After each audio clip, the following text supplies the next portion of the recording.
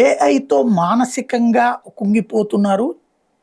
Gen Z స్నేహాలతో కాకుండా ఏఐతో chat బాట్‌లలో chat చేసి చివరికి సొంత ఆలోచన కోల్పోతున్నారు. దాన్ని ట్రాప్‌లో పడిపోతున్నారన్నది ఒక సర్వే తేలిస్తే 40% మంది అమెరికన్ ఎంప్లాయీస్ తాజాగా ఆర్టిఫిషియల్ ఇంటెలిజెన్స్ మీద ఇచ్చిన సర్వే ఏంటంటే లెస్ ఇంటెలిజెంట్‌గా మారిపోతున్నాం అన్నటువంటి. నిజం. మనం ఆలోచించం. ఒక విప్లవం అంటే ఒక టెక్నాలజికల్ విప్లవం సందర్భంలో వ్యక్తిత్వాన్ని కోల్పోతున్నాం. ఇదివరకు ఈ ఫోన్లు ఏమీ లేని రోజుల్లో బంధువుల నుంచి ఒక కార్డ్ వచ్చిందంటే పెళ్ళైనా, చావైనా, ఫంక్షన్ అంటే వెళ్ళేవాళ్ళం. ఆ వెళ్ళడం ఒక సర్ప్రైజ్. ఆ తర్వాత అక్కడ ఉండటం అంతా కూడా ఒక సంతోషకరమైన వాతావరణం. ఇప్పుడు రోజు ఫోనుల్లో మాట్లాడుకుంటున్నాం. సంబంధాలు బలహీనపడ్డాయి.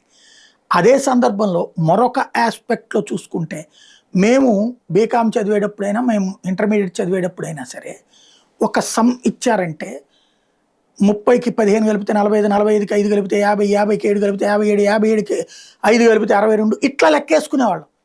ఒక 100 ఇప్పుడు మా నాన్న షాప్‌లో గుమస్తా చేసేటప్పుడు ఈ షాప్ తరపున లెక్కలు డబ్బులు వసూలు చేసుకొచ్చాక ఎవరు ఎంత ఇవ్వాలి వాళ్ళు మనకి, ఎంత ఇచ్చారిప్పుడు, ఎంత ఇంకా ఇవ్వాలి, ఇట్లాగ ఒక టేబుల్ తయారు చేసేవాళ్ళు. ఈ మొత్తం కూడటం, ఆయన కూడటంతో పాటు నన్ను కూడా ప్రోత్సహించేవాళ్ళు, కూడమని చెప్పేవాళ్ళు మళ్ళీ వితౌట్ క్యాలిక్యులేటర్. అప్పుడు క్యాలిక్యులేటర్ లేవు. మా నాన్నకి క్యాలిక్యులేటర్ ఉండేది. నన్ను క్యాలిక్యులేటర్ లేకుండా కూడమనేవాడు. నాకు ఇట్లా అలవాటు అయిపోయింది. 3, 5, 11, 8, 8, 4, 12, 12, 7, 19, 19, 3, 22 ఇట్లాగ లెక్కేసుకుని వేసేటటువంటి కూడికలు. ఇది నాకు డిగ్రీకి పనికొచ్చింది, అంతా పనికొచ్చింది. ఇవాళ చూడండి 10 పదులు ఎంత అంటే క్యాలిక్యులేటర్ చూసుకునేటటువంటి పరిస్థితి.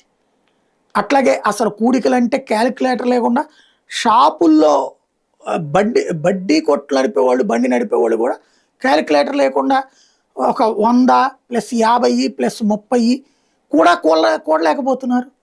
ఇవాల్టి పిల్లలకైతే మరీ దారుణంగా ఉంది. ఏఐతో ఇప్పుడు అదే సమస్య. స్వతంత్ర ఆలోచన ధోరణి పోతుంది. ఇది చాలా ప్రమాదకరం. రేపు పొద్దున ఒక్క రోజున గనక మూడో ప్రపంచ యుద్ధం వచ్చి న్యూక్లియర్ వార్ వచ్చి ఇంటర్నెట్ సర్వీసెస్ అన్ని డిస్రప్ట్ అయిపోతే మనిషి బతకడం ఎట్లాగో అనే భయం వేస్తుంది.